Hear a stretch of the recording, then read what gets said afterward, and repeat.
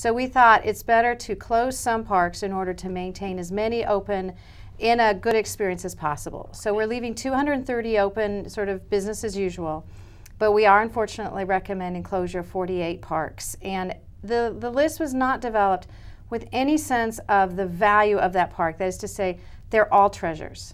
And I don't want anybody to think that we think less of one park than another. It really was more of a business decision that we had to do.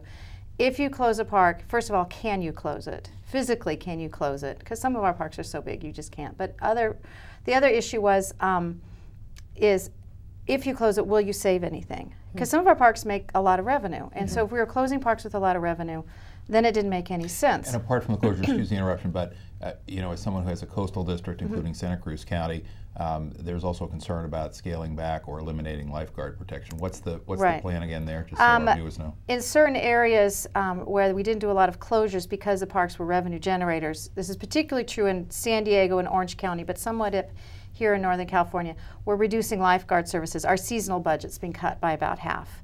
And so seasonal lifeguards will be substantially reduced. We will retain all of our permanent lifeguards, so they'll still be doing patrol, but the seasonal guards sitting in the tower, you're going to see fewer towers. And is it true this is the first time a state park's been closed since 1902?